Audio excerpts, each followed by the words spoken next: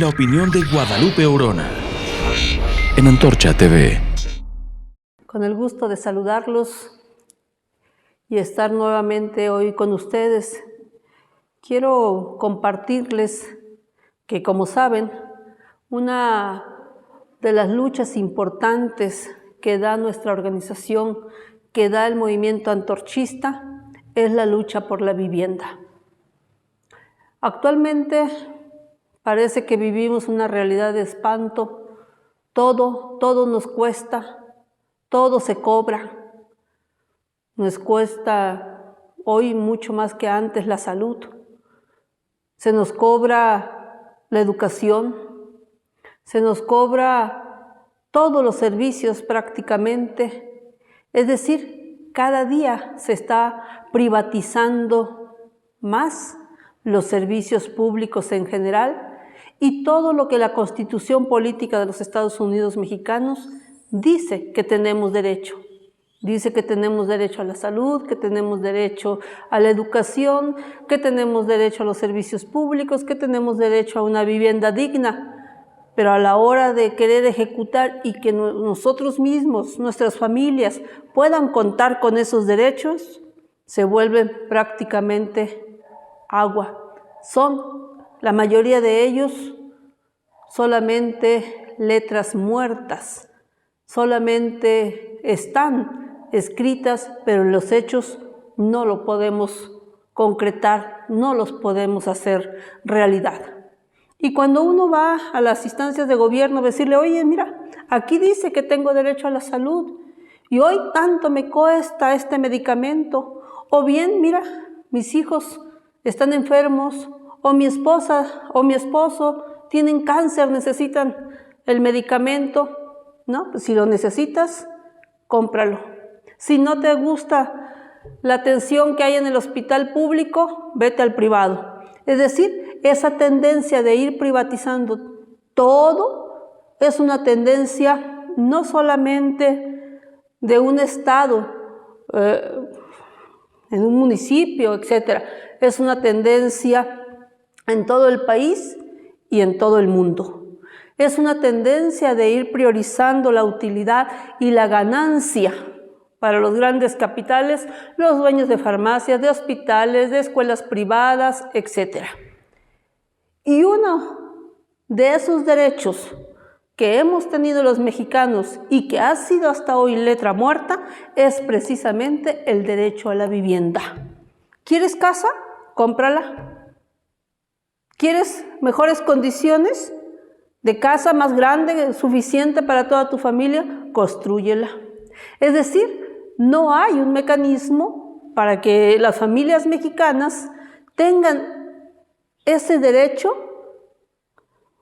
vuelto realidad, cristalizado, y por lo tanto una vida también cómoda en ese sentido.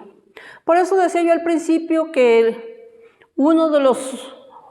mejor dicho, de las grandes demandas de nuestra organización es precisamente que todos los mexicanos tengamos esa vivienda digna. Porque también, como sabemos, el hacinamiento provoca muchos males, no solamente de salud, sino males sociales. Por ejemplo, en la cuestión de salud, bien claro, se ha dicho por parte de los estudiosos que una persona que vive hacinada en un cuarto donde duermen 3 o 4 gentes, es 7 veces más probable que muera de COVID que una gente que tiene diabetes o que es obesa.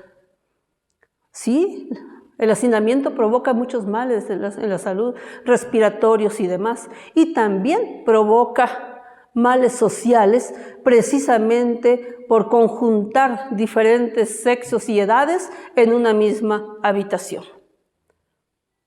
Y cuando vamos y solicitamos a las diferentes instancias gubernamentales, estatales, federales, esa es la respuesta que se nos da, como decía yo. No hay, si quieres vivienda, cómprala. ¿Y cómo el mexicano va a poder comprar una vivienda? ¿Cómo va a poder adquirir una vivienda con los salarios tan miserables que tenemos en México? ¿Cómo va a poder adquirir y ahorrar para una vivienda cuando hoy, por ejemplo, y el año pasado, la inflación no da tregua en México? Casi 8% de inflación. Es decir, que lo que aumentaron los salarios mínimos se lo ha comido prácticamente la inflación y la gente sigue igual.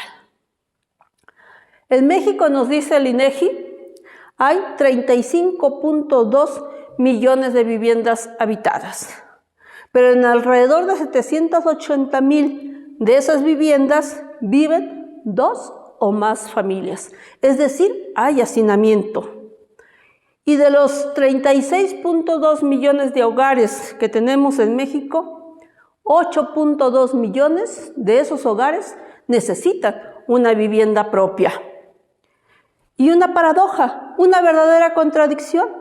Tenemos más de 8 millones de hogares que necesitan una vivienda propia, pero hay en México más de 6 millones de viviendas abandonadas. ¿No es una contradicción? Abandonadas porque muchas de ellas la gente no las pudo pagar. Abandonadas porque se hacen viviendas, se siembran viviendas prácticamente más que árboles como negocio. Y hay quienes efectivamente, a veces teniendo un empleo donde consideran que les va a permitir pagar, lo pierden, y más en esta crisis que estamos viviendo, y tienen que abandonar esa vivienda. O bien familias que han abandonado la vivienda por los problemas de seguridad, por falta de servicios, etc. Por eso, en el movimiento antorchista, esas injusticias, esas contradicciones, esas paradojas que estamos viviendo en México, las consideramos una verdadera tragedia para el pueblo mexicano. Pero también consideramos que el pueblo mexicano tiene en sus manos la alternativa y tiene en sus manos la solución. Sí, pelear porque se hagan efectivos esos derechos, entre ellos el derecho a la vivienda, el derecho a la salud, el derecho a la educación, el derecho a una alimentación nutritiva. Por eso, hidalguenses, compañeros antorchistas, debemos mantener nuestra unidad y debemos mantener nuestra lucha. No estamos cometiendo ningún delito cuando les decimos, si no tienes vivienda, organízate y lucha. Si no tienes salud, organízate y lucha. Si faltan escuelas, organízate y lucha.